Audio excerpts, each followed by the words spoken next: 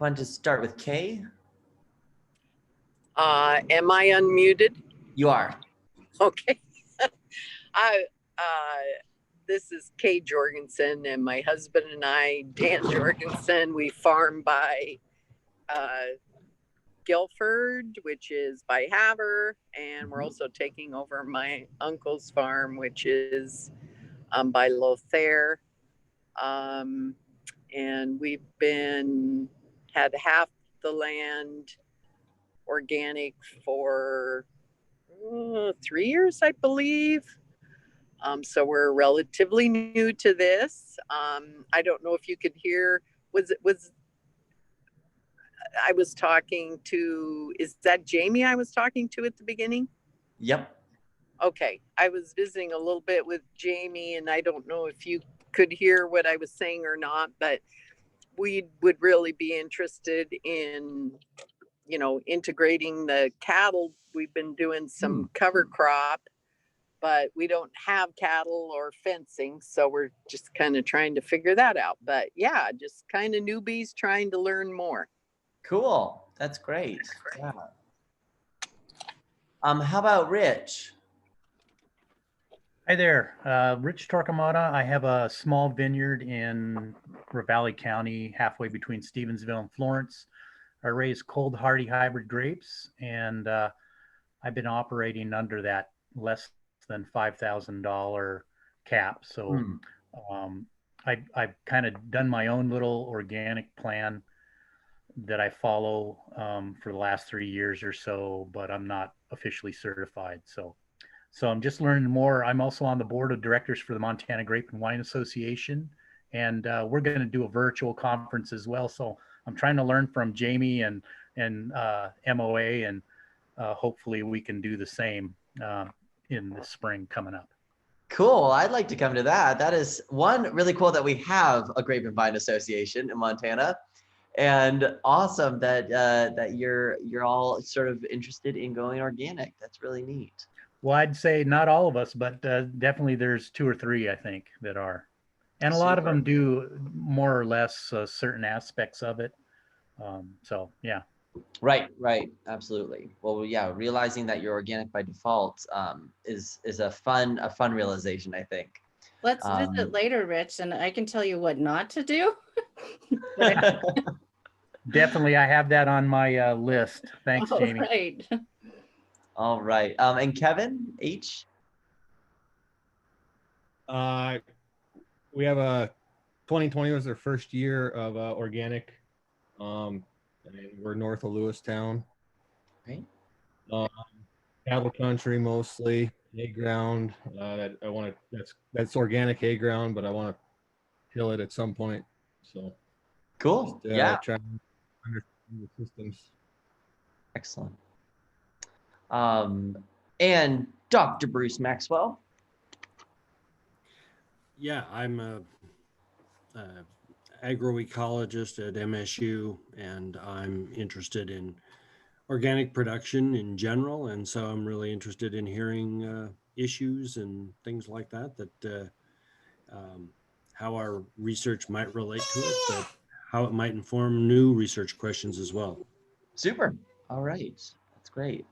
Well, like I was saying at the beginning, please do pipe in with any questions as we go. Ada,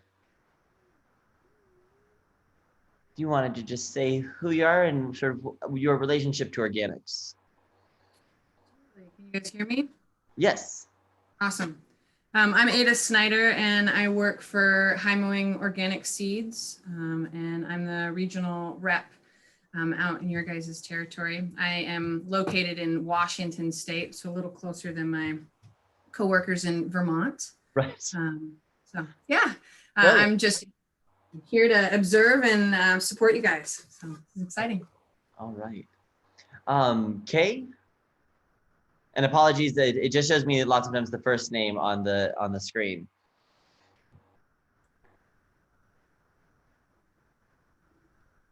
You already got Kay. Oh, I did Kay. I'm sorry. Yep.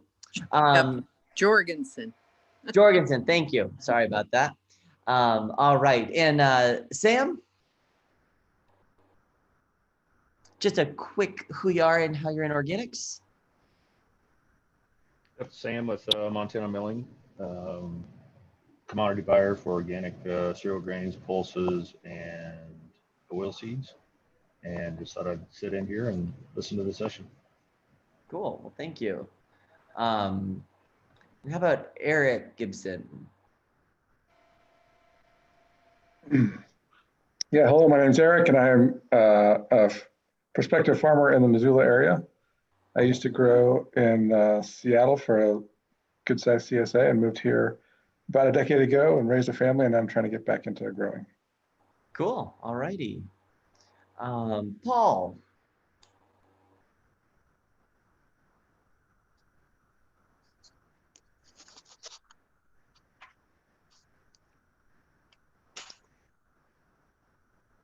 There's Paul. Hi. Hey, hey. I recently started on the Pine D Ranch and working on the farm supervisor, and we're moving some things in a different direction over the next few years. And so just looking for information, looking to get back connected to some people in Montana.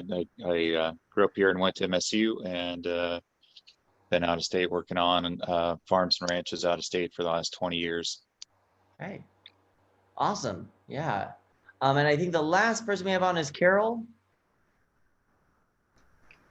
Hi, I am currently in Iowa, working at the University of Iowa, and I'm here as just an organic gardener who's trying to learn more about things. I actually grew up in Corvallis, Montana, and so I have family there, and my heart's still involved in the things that are happening there. So I'm hoping to learn some things to share with my family. Brilliant. All right. Well, thanks everybody for joining. And I am was originally going to present with Margaret Scholes, the executive director of IOIA. And I'm just going to start my screen here real quick. Margaret was unable to join us today, but she did make the PowerPoint that we'll be looking at, and has been, if you haven't met her, she's been a real leader in the certification space, but also more specifically in training and mentoring and advocating for the organic inspectors who are that key on the ground component to the certification process. So again, my name's Nate Powell-Palm. I'm based out of Bozeman, Montana. I raise oil seeds, pulse crops, cereals, and organic cattle. And so got my start in organics with organic cattle and have been involved with Montana Organic Producers Co-op for about 10 years now. I also work as an organic inspector and a trainer of organic inspectors. And have inspected all over the state, all over the country, and hope to share some tips and tricks with you all today. All right, so what is an organic system plan, I think, is why we're all here, and how to figure out what its import is, why it's going to be something we want to pay a lot of attention to, how to easily prepare one, and then when we are looking at the actual inspection, how do we make it so that our organic system plan makes that inspection go more smoothly? So what goes into the organic system plan? Of course, organic is based on OFPA, the Organic Foods Production Act, which was passed in 1990. And it is the law that is sort of the bedrock of the regulation. It is what allows the USDA to control the organic seal. It's what puts out the respective standards and updates to the standards that we all follow. In my spare time, I'm also a member of the National Organic Standards Board. And so that's a 15-member group that keeps organics relevant. And so we take input from different stakeholders about how to update the standards over the course of the year. And so the organic system plan is essentially on paper, what are we doing as practices and procedures on the farm that would make us eligible? So we want to write down a plan that allows a certifier to, on the surface, Identify anything that would make us ineligible or otherwise proceed with certification. And so we're going to, in this system plan, identify what inputs we use. If we're doing livestock, it'll be things like medicine and feeds. If we're going to be doing crops, it's going to primarily be fertilizers, pest control, weed control, those sort of materials. It's a really very controlled list of materials that are allowed to be used in organics. And so that's why we want to be putting them into a central housing area for the certifier to review. We're going to be looking at descriptions of monitoring practices. How do we actually show that we're in compliance with the law? And so things like soil conservation and weed control, all of those components go into a monitoring system that is part of our greater record keeping system in the organic system plan. We're going to describe how we keep our records, and then description of management practices and how our system allows us to, with confidence, say we are keeping our organic land, crops and cattle, crops and livestock from contamination and commingling with non-organic commodities. So for organics, we certify kind of 4 major areas. It's going to be crops, livestock, handling or processing if you're going to be making a finished good, as well as wild crop if you're actually gathering typically wild herbs or other plants, as well as things like seaweed gathering. The OSP is going to be specific to the scope that we're applying for. And so with crops or livestock, we're going to be answering questions and filling out parts of the plan that are very particular to our respective scope. And so these are the 4 scopes that exist in organic.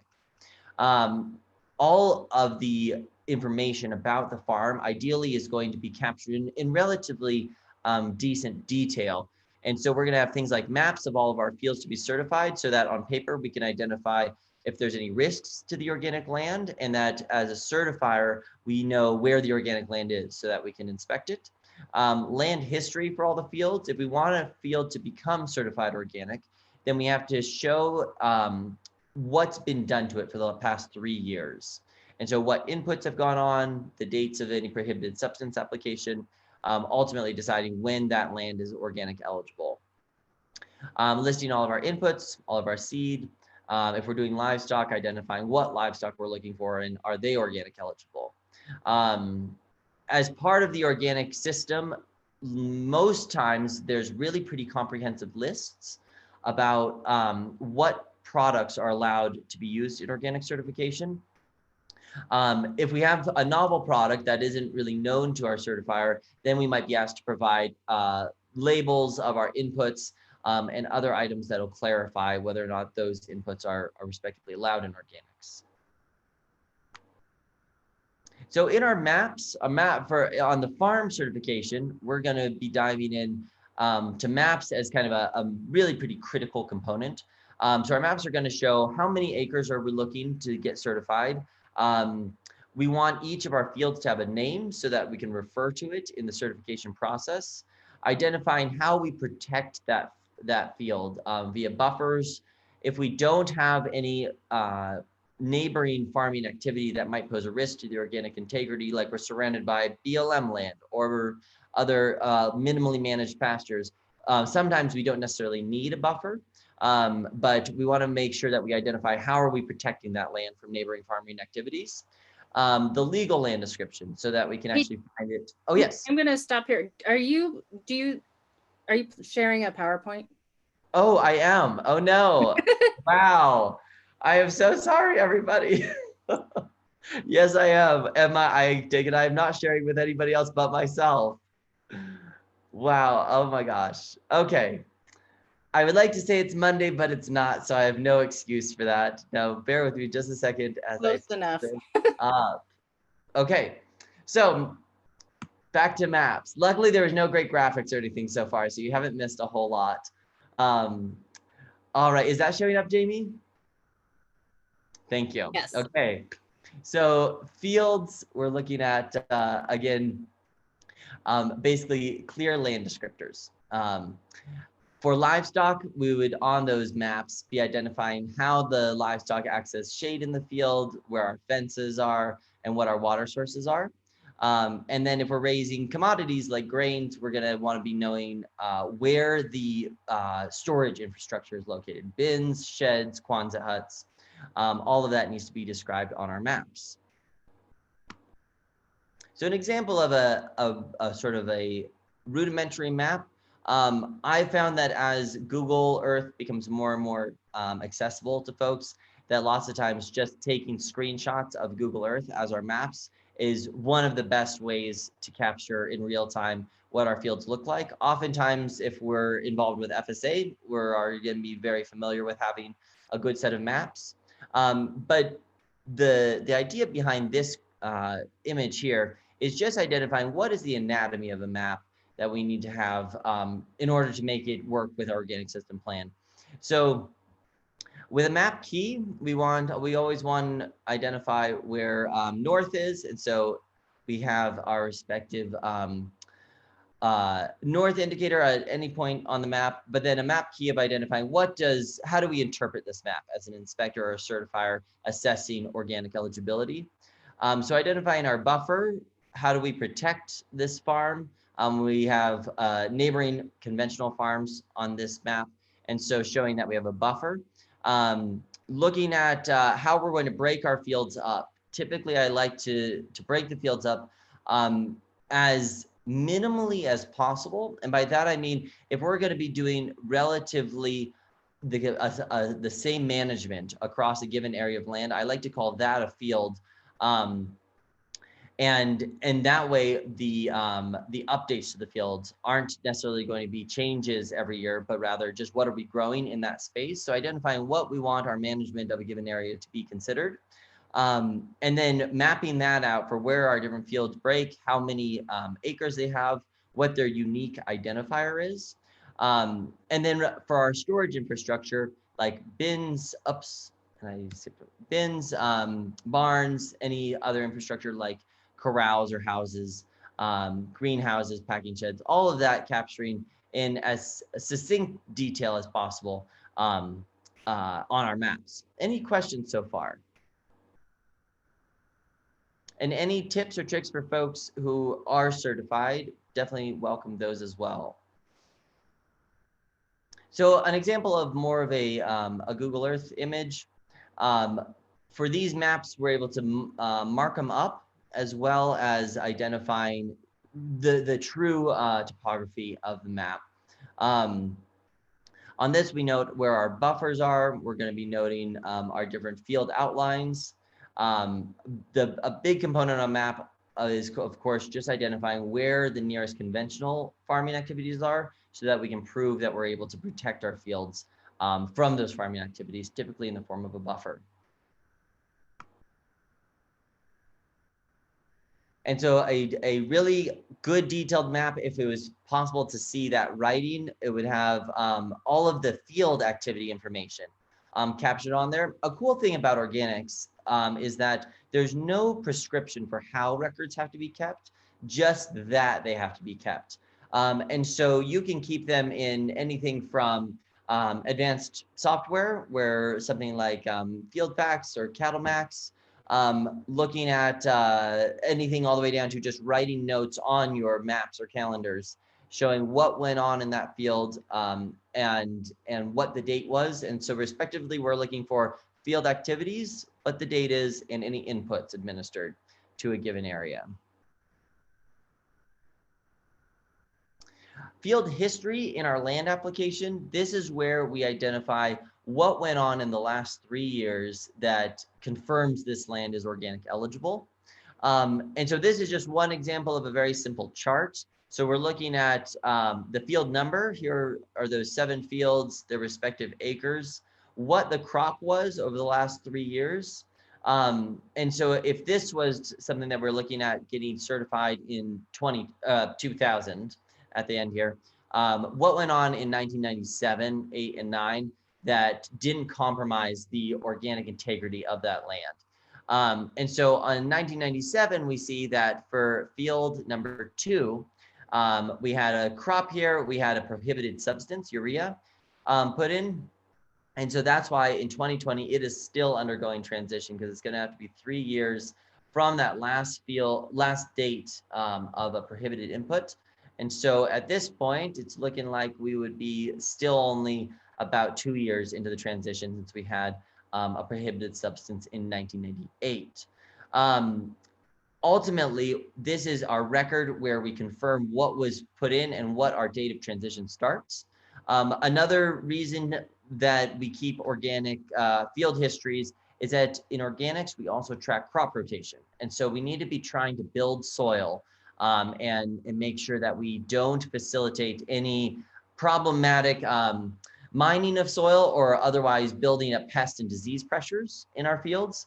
And so a crop rotation is actually codified in organics and required that we build soil. And so in looking at this map, we want to be looking at, are we growing the same crop year over year? This is what the certifier will use it for. Or do we have a relatively consistent rotation? And so here we see that we're rotating very little from year to year on this transitional field, but we start to get some diversity in our rotation as we get closer to organic certification. Any questions so far on records or histories? All right. So buffer is going to be another critical component of both the mapping process, but also just our organic plan in general. How do we protect that crop that we were seeking organic certification for? There's no technical requirement for how big a buffer needs to be, just that it's sufficient to protect the organic integrity of our fields.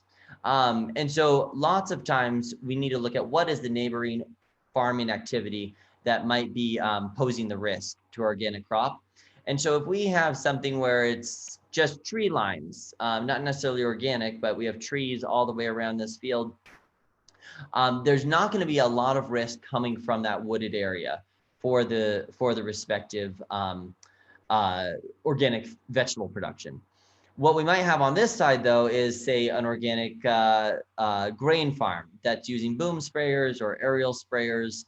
And so we want to make sure that as they spray every inch of their property, that respective conventional grower, how are we making sure that none of that drifts over onto ours? And so that's where the buffer comes in. We're going to have a place that essentially can act as a sponge for any drift, but it itself is not eligible for organic production. And so with our buffers, we consider this area basically a gray zone. It's not conventional land, but it is not eligible to be certified organic either.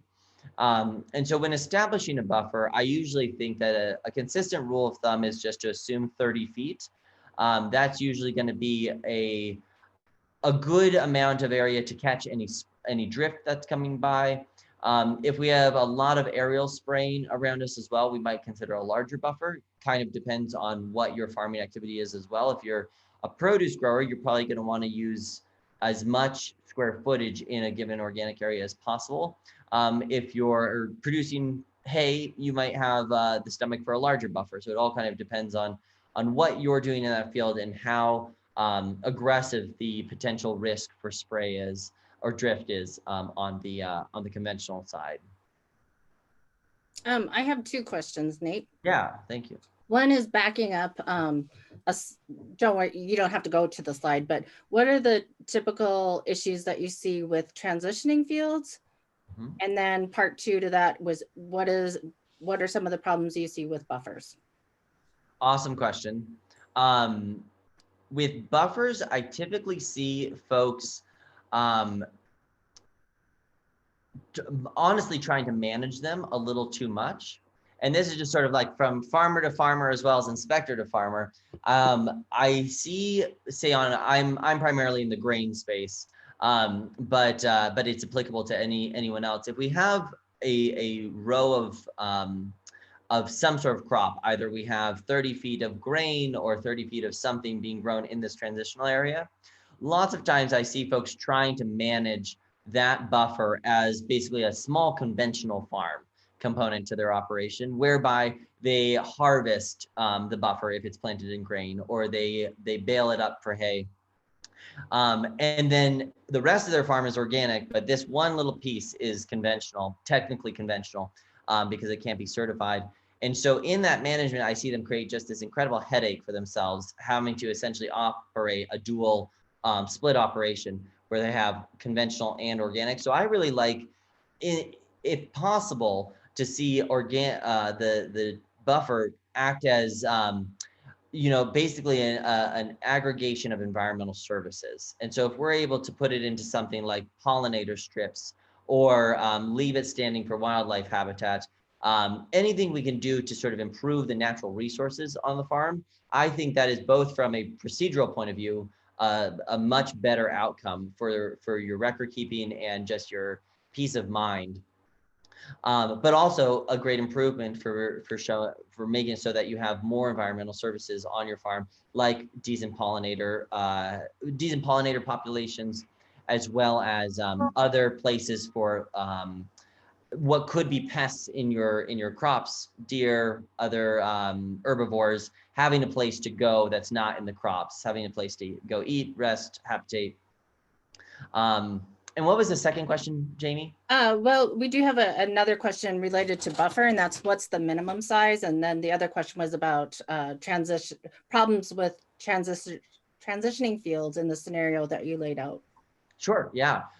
So interestingly, there's not a minimum size of a buffer. It just has to be sufficient. And sufficient is actually in the language of the law.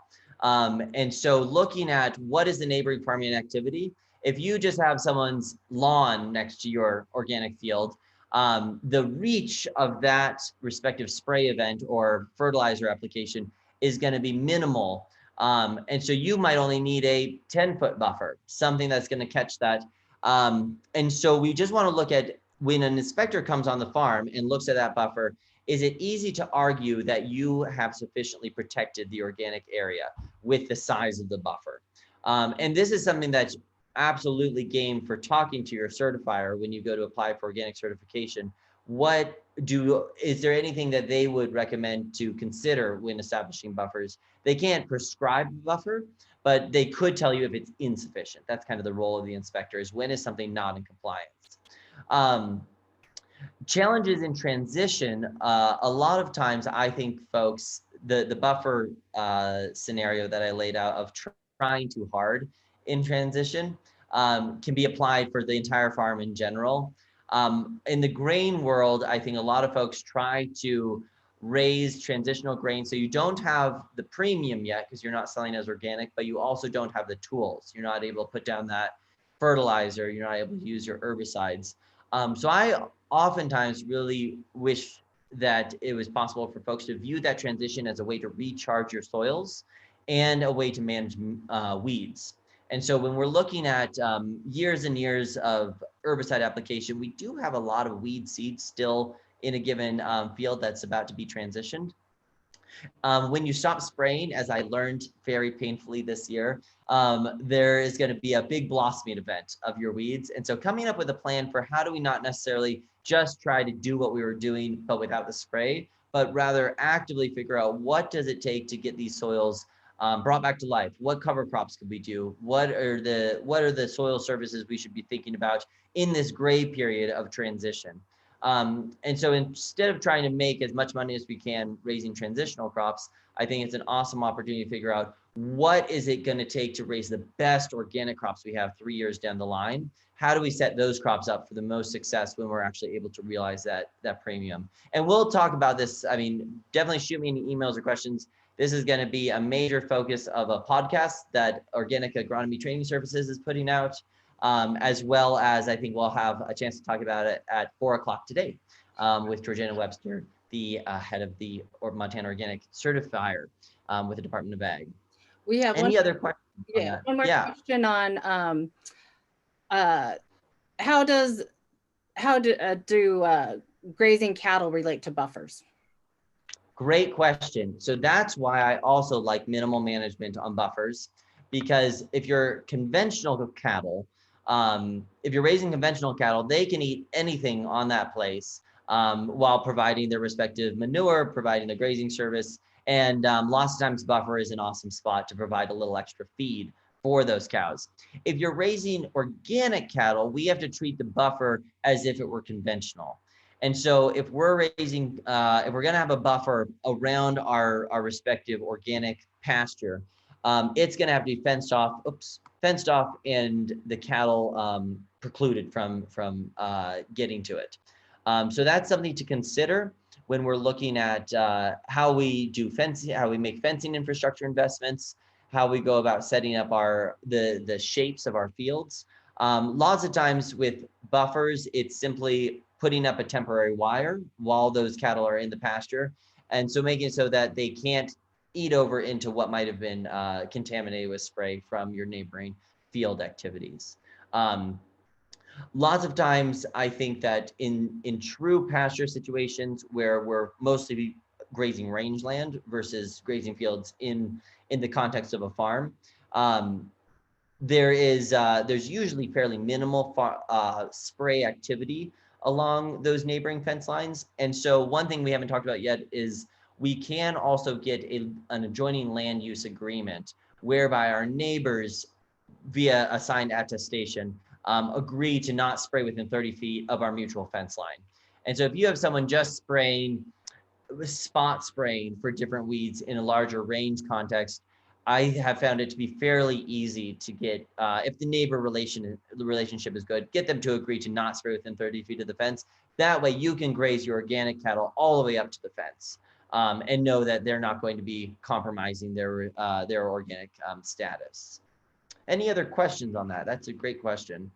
And definitely feel free to shoot me an email if you have any specifics you want to get into on your operation.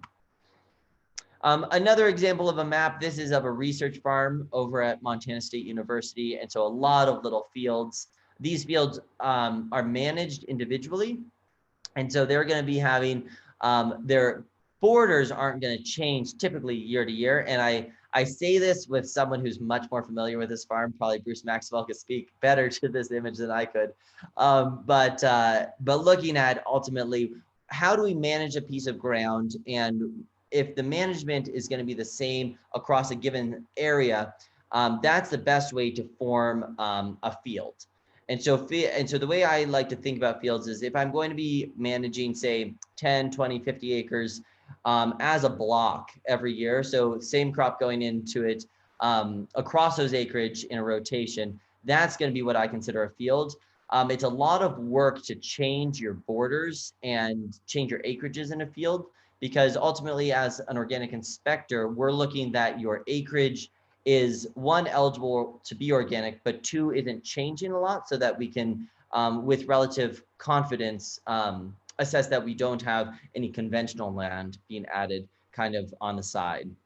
So when we establish our fields, trying to do ourselves a favor and establish them in a way that we're not going to need to change those field outlines if we can.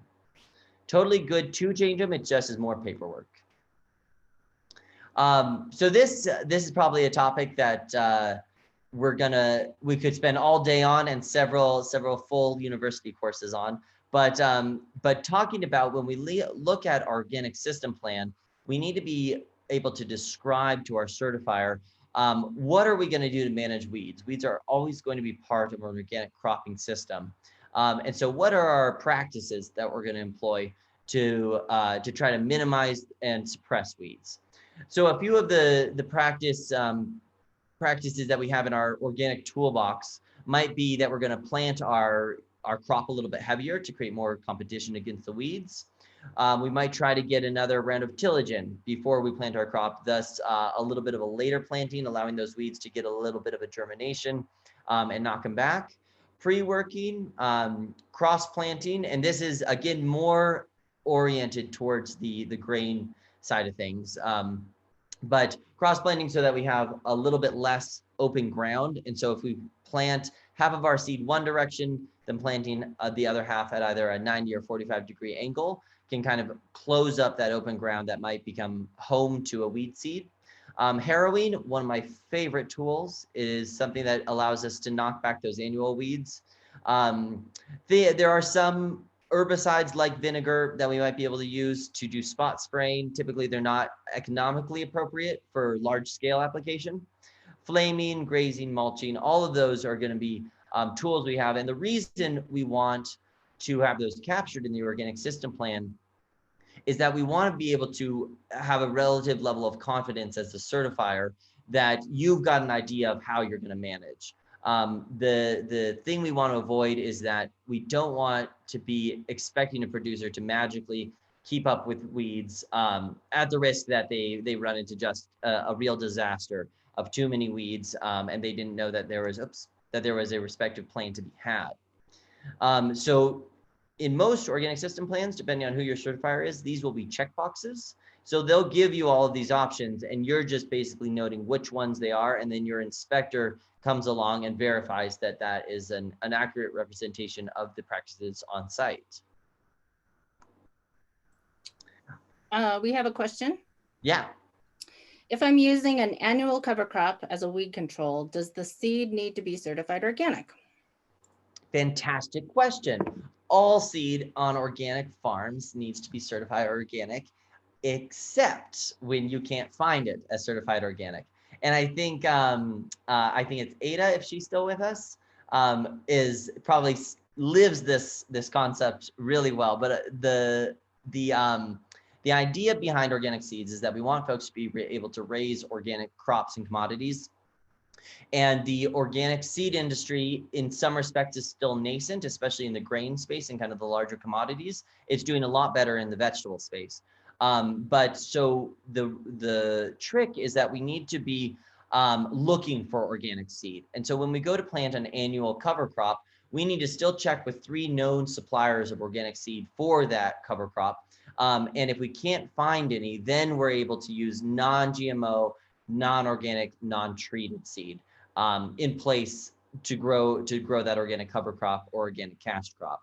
On seed, do you have anything you'd like to add, Ada? No, I think you nailed it. All right. Well, high mowing is pretty cool because if I'm right, they are 100% organic. Is that correct? Yeah, we're 100% organic, and all our seed is also verified non-GMO. Awesome. Yes, that is. So if you're looking in, I think more towards the vegetable side of things, High Mowing is a really neat company just because as an inspector, if you get something from High Mowing, I don't really have to look much further because they only do organics. We don't have quite the same luxury in the grain world or the forage world. Usually it's that we're going to be lucky to find organic seed. There is a growing availability, but it's still pretty small compared to the number of acres planted. But we need to look for organic seed first, and then we can use non-organic, non-treated. The trick with cover crops is that you really want to make sure you get confirmation from your vendor that the non-treated status is accurate.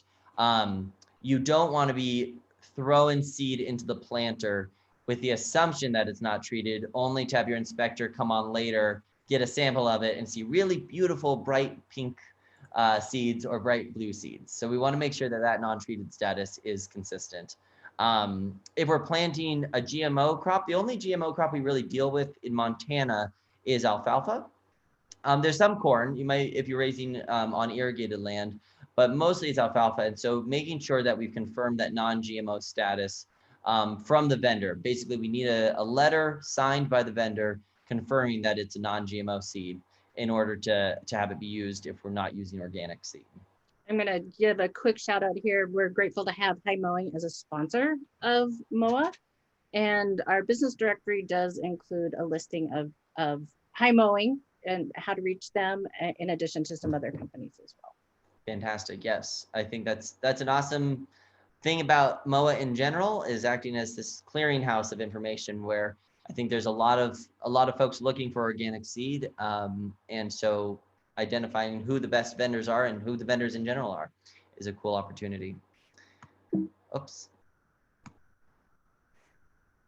So touching on fertility, if you're in the vegetable world, you're probably using a lot more off-farm inputs for your fertility. In grain, we don't have a lot of options just because It's quite expensive and we have expansive acreage. But the trick with fertility is that we want to identify how do we make sure we're not mining the soil of nitrogen, phosphorus, and potassium fundamentally. And so if we're growing one cash crop after another, selling that off and not returning anything to the soil, eventually we're going to have a small ecosystem collapse where the ground just can't keep up with the needs of those heavy feeding crops.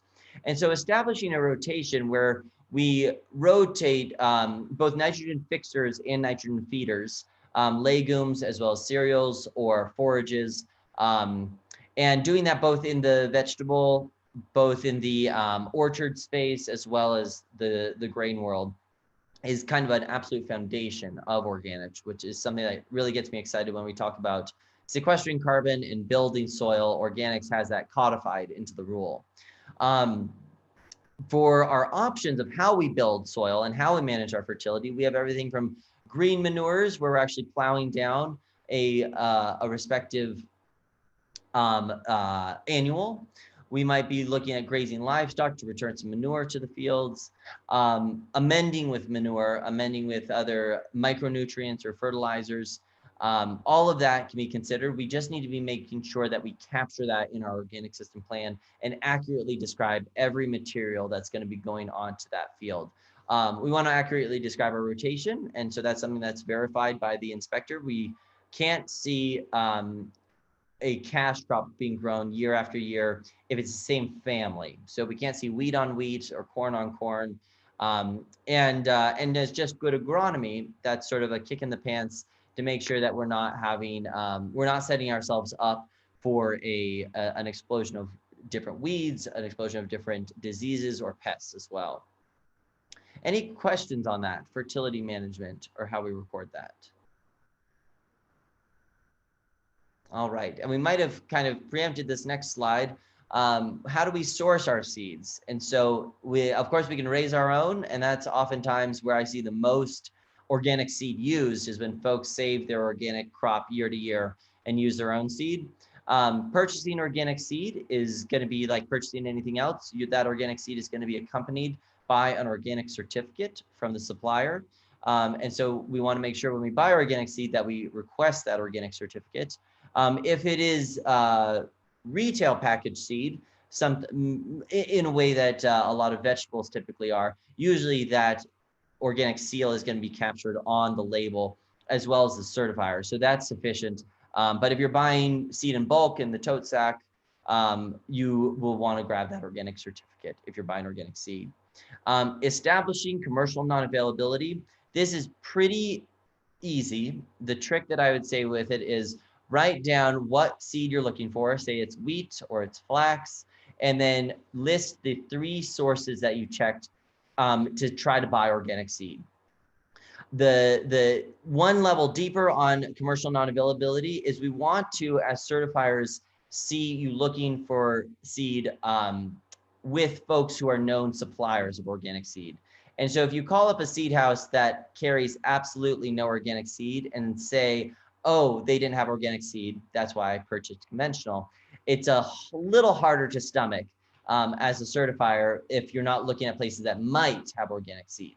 And so there's a growing number of seed suppliers who do carry some sort of organic seed, be it a forage or a cover crop.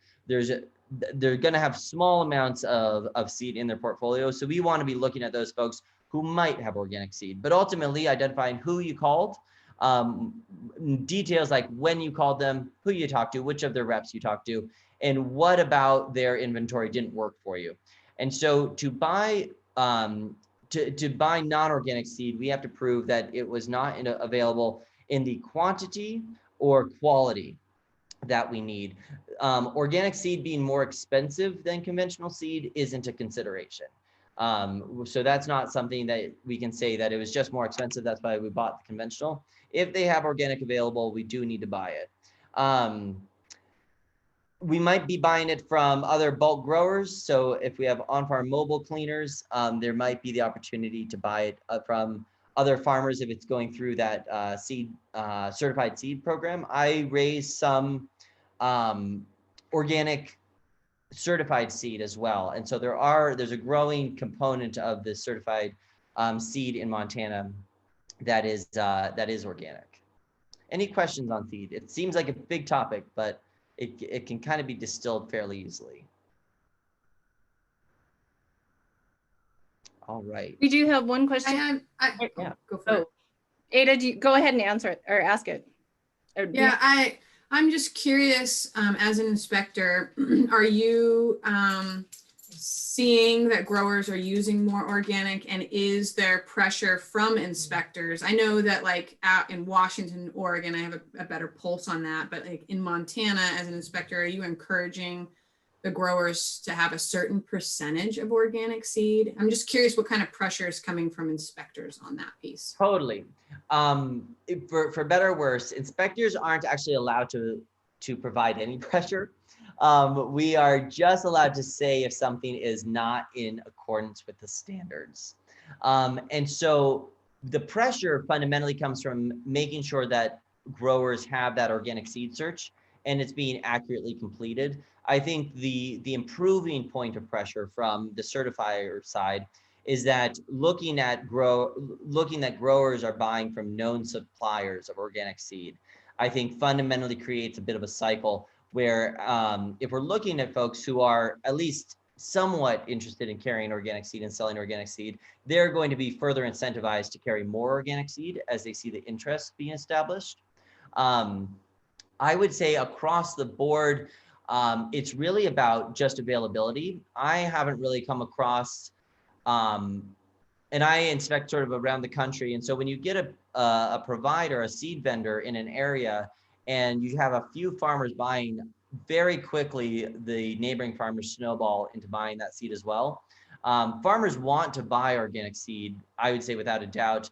It's in Montana that on the grain side, you want weed-free seed. So that's a big consideration, that it was certified seed. So had a bit of an assurance that it wasn't going to be importing weeds, but also just that the big seed houses start carrying organic. And so a shout out to Big Sky Seed. I don't know if they're a sponsor or anything, but I know that they have a really good, I think a good portfolio of organic seeds, from pulses to cover crops. They carry a lot of organic seeds. So one kind of anecdotal evidence of a growing use of organic seed is that I don't think there's any non-organic yellow sweet clover seed planted in the state anymore. It is so common that that I think it's mostly Big Sky Seeds, but there's some other folks as well. I know Wild Horse Seeds carries it, but that is a seed that is across the board, and even on conventional farms, it's going to be organic seed planted just because the infrastructure was there. It's sold in the right quantity, it's a good price, and it's easily accessed. You can buy it when you're buying your regular conventional wheat seed as well. So I think that's sort of the chicken and egg that we're looking at with seed adoption. Jamie, please go ahead. Yeah, one quick question about using your transitional crop for seed. Mm-hmm. Yes, so you have to treat your own transitional crop as if it were a conventional seed. And so it's a non-treated, non-GMO crop. The trick is that if you're going to grow something that is available in an organic form, we still have to buy that organic seed until you yourself are raising organic seed. But if your seed search yields that you can't find the organic seed which you're growing as transitional, you can then use your transitional crop. So if I'm raising transitional wheat and I call the 3 known suppliers or more, but at least 3 known suppliers of organic wheat seed, and they all say, I don't have the organic spring wheat that you're looking for in organic, then I can consider myself my own supplier and use that conventional seed. From that question asker, what kind of seed are you thinking of?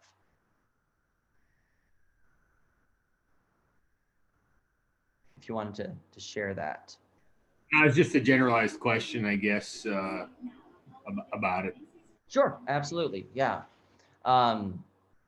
That's and it's honestly quite common since there's not a whole lot of organic wheat seed out there, and so I see folks using that all the time when they're getting through their transition. I have another question. I get asked this and it doesn't seem like it's clear cut. It doesn't happen very often, but when there's an exception that there is organic seed available, say it's a particular variety that the grower loves. I think peas are a good example.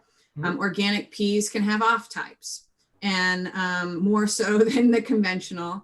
And you know, one year, this was many years ago, I had a grower who loved, I think it was like Sugar Ann, but the organic Sugar Ann was nothing compared to the conventional. And so they wanted to see if they could get the conventional seed because that variety was true in the conventional, but in the organic, it had off types. It wasn't what it was supposed to be. Would that be something that would be an exception to the rule for organic seed? And are there any other examples that you would allow a grower to do this? That's a great question. And so where we would fall on that is that if honestly, if the certifier is doing their job, they would ask that the grower prove out that this really is that much different. When I hear a sort of an anecdotal argument that the conventional version of a seed is so much better, I hesitate on it for a second, and this is very true in the corn world when I'm just doing commodity corn. That if a grower is saying, okay, I'm going to grow even 100 square feet of this organic seed just to show that it just wasn't as good as conventional, that can be a consideration. But I think what we look at in the seed world is we don't want you saying you love a given variety. We're saying we want you to argue or to prove out that the qualities of a given crop aren't being met by the organic seed. And so I'm trying to think of a good example, but in the corn space, you might be looking at both yield, but also sugar content or milling ability if you're going to be raising food grade.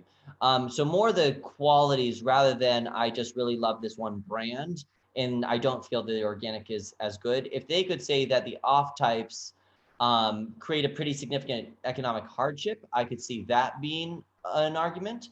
But ultimately, it's on the producer to argue why they shouldn't need to buy or they can't buy for their respective operation, the organic version of a seed. And so we do want to see it fleshed out pretty well, especially if there's a known variety of that seed available in organics. I would push back pretty hard as a certifier and an inspector in that case. We want to see some pretty ample documentation and arguments that they've tried and failed to use that organic seed effectively. But great questions. Oh, yep. So inputs, this is the #1 place that farmers lose certification is when we use inputs wrong. It's the only, I would argue, the only real black and white line of what is and is not certifiable. And so when we are thinking about using an input, we really want to rely on our certifier heavily for granting approval for use prior to actually using it.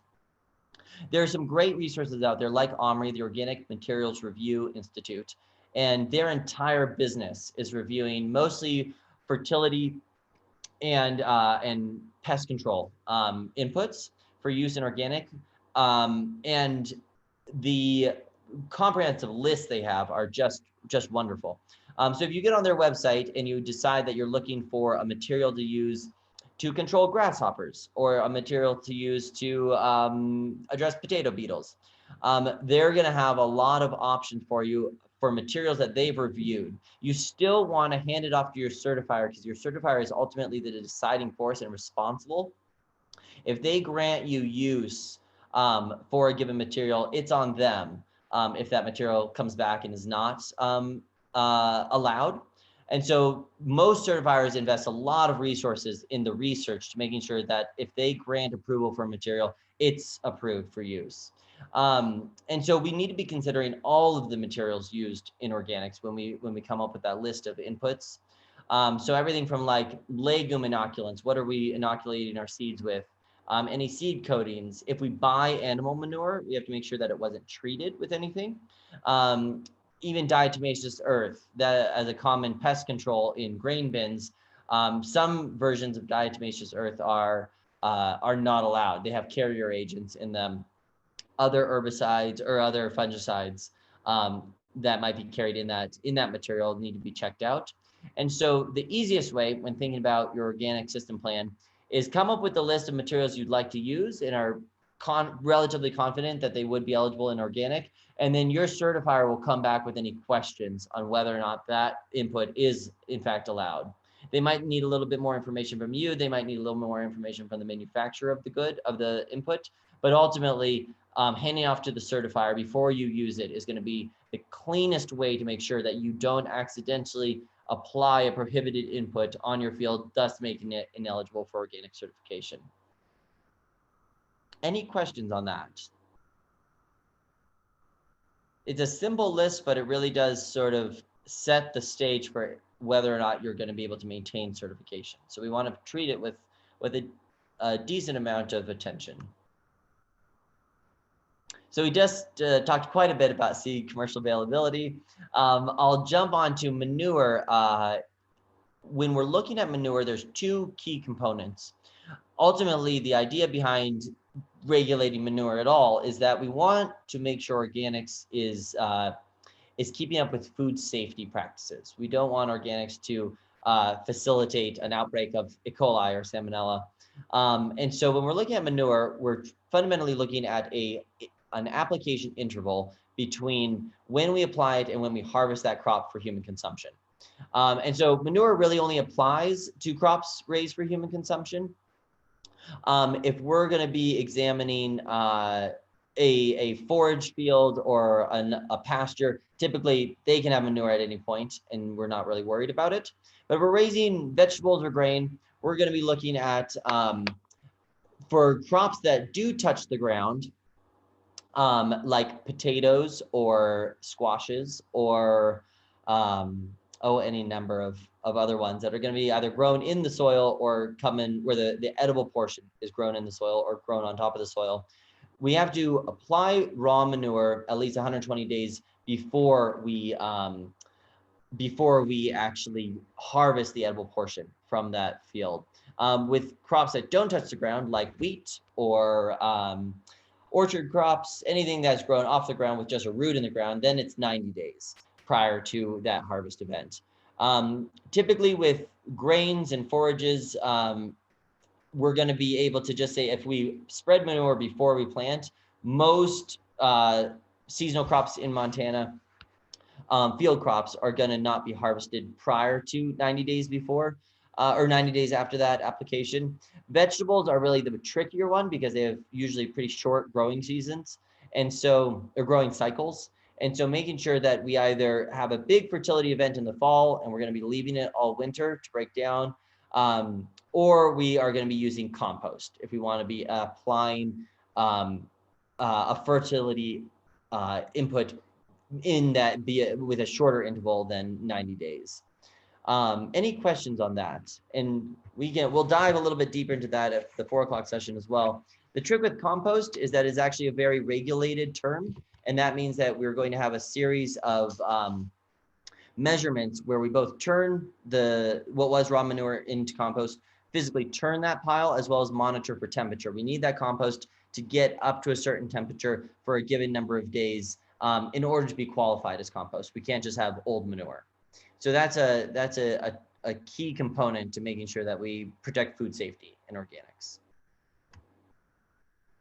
So identifying what equipment we're going to use and listing that on our OSP. I like to go through OSPs oftentimes as just, does the story make sense on a farm?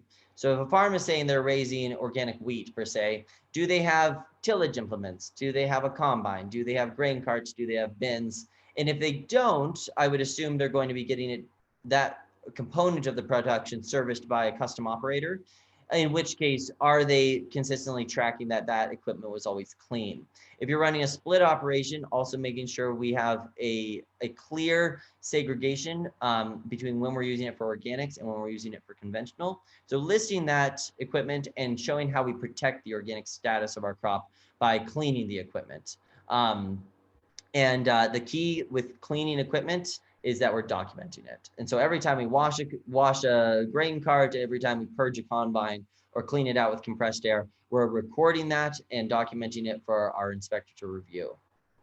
So that's a pretty critical component of that record keeping process. Any labels that we plan to use? Labels are incredibly regulated. Good because it protects the organic brand ultimately for consumers. When you look at an organic label, it's going to be relatively consistent in that we have the same organic seal. It's always going to be a half white, half green label with a brown circle around it with receding white lines. And that's actually codified in the law that that's how it has to be portrayed. We also have the call out of the certifier. So who's responsible for this product being labeled as organic? And so in this case, it's the Montana Department of Ag, and that's always going to be under the business information. As applicants for seeking organic certification, again, we're going to rely heavily on our certifier. And so making sure that we send all labels that we want to use either on our vegetables, on our wine, on anything that we're going to be seeking organic certification, we want to send that to our certifier for their approval prior to sending it to the marketplace.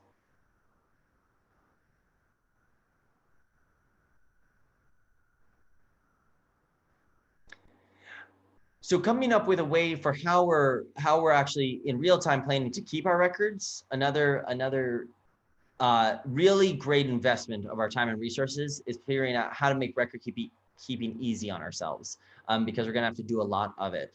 And so the foundational records we have to keep are field activity records. What are we doing? When are we doing it? When are we applying inputs? And what are we applying? Receipts and labels for all purchased inputs so that we can show to our certifier that they were in compliance with the standards. Storage records, being able to identify where we're storing crops, that they're protected while they're in storage, and that we're able to audit that storage for how much is coming and going. Shipping and transport records, if you're using your own transport units, semi-trucks, trailers, vans, making sure that those were cleaned and that they are themselves not a risk to the organic integrity of the product. And then sales records. A neat thing about organics is that it's fundamentally the only completely traceable system that we have in food in America. And so when we're looking at any organic product on the shelf of a grocery store or at a farmer's market, that product by law needs to be traceable back to the field in which its ingredients were grown. And so through a lot numbering system, we're going to be able to use our records to verify to our certifier fundamentally, but really anyone that were organic because of our record keeping abilities and our traceability. So a real key component is that we have to keep all records for organic certified production for 5 years. And so I think with a broken heart, run into folks who are like, oh, I threw away last year's records already. They're all gone. And oftentimes we'll stretch a decent ways back in our audits during organic inspections. And so we really want to make sure that we just leave enough space in a closet or enough room on our laptops to hold on to those records for at least 5 years. And that 5 years is actually codified in the organic standards and in the law. Identifying storage units and giving them the individual and unique identifiers like bin numbers or shelf numbers, anything where we're going to be storing so that we can easily trace it. And so I like to be able to say from a grain sale, when a load of grain went to a buyer, that we know which bin it was stored in, so which bin was it pulled from, and what's that bin's ID, and then which field went into that bin. So fundamentally, we're able to trace it from sale back to seed with using unique identifiers at different points of that audit traceback. Developing a lot numbering system can be very easy. What we're fundamentally trying to do is pack in as much information into a condensed code as possible, thereby allowing traceability to occur at the point of sale. So when we go to sell an organic item, the more information we can pack into a lot number, the better. But ultimately, having that lot number facilitate our traceability. And so in this example, this is for a grain sale. And so we have the year that the grain was grown. We have the commodity, spring wheat. B4 is bin 4. And so we're going to be able to know where was that grain stored before being sent to market. And then that 1 would be load 1. So we also want to be able to say, in your harvest records, you put 4 loads of grain into that bin. And we want to be able to track how many loads did you pull out so that those can be reconciled and compared. For vegetables, almost easier, usually because we're selling fresh, and so we don't have as much storage. And so if we're just looking at the year and something like the cutting, depending on where we're at in our harvest cycle, if we're doing greens, how many different cuttings did we take? And then ultimately, if we can include the field information in that lot code, it fundamentally provides a complete trace back to the consumer or to the certifier from which field was that vegetable grown. We can get the seed information from there, ultimately making it a pretty transparent supply chain for our end users.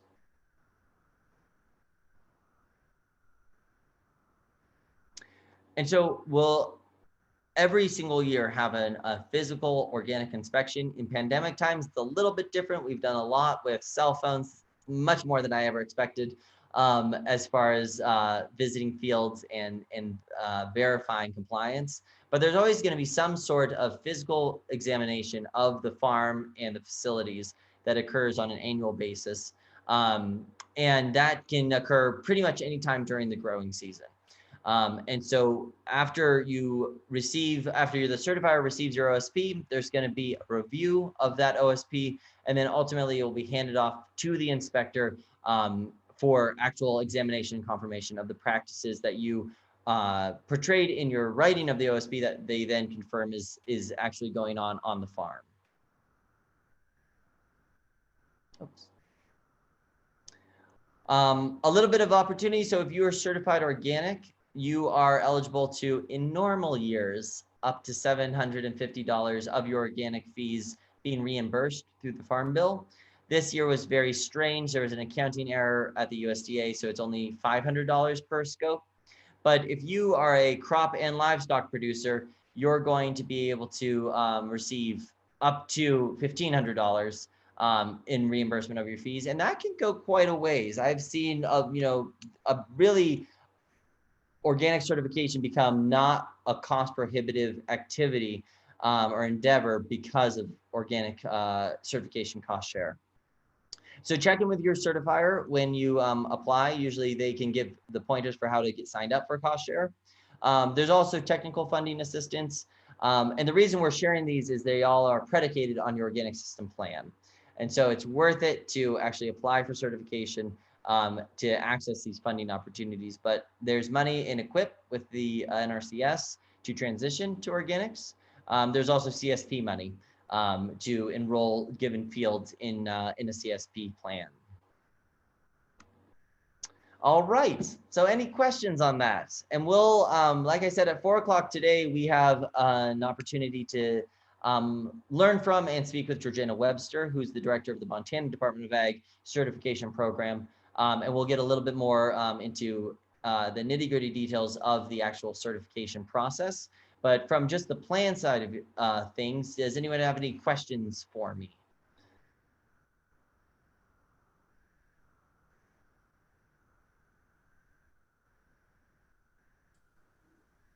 You did a thorough job, Nate. All right. Well, great. Well, I hope that didn't scare anyone off. It is a big thing to really also remember is that your certifier, while they can't tell you how to fill out the plan, they can answer 101 questions about how to interpret what the questions are that are being asked and how it relates to your operation. So if you decide to seek organic certification and want to fill out that plan, give your certifier a call and ask all the questions you want about making sure that you are recording the information accurately, that it looks like it's going to be something that's going to work.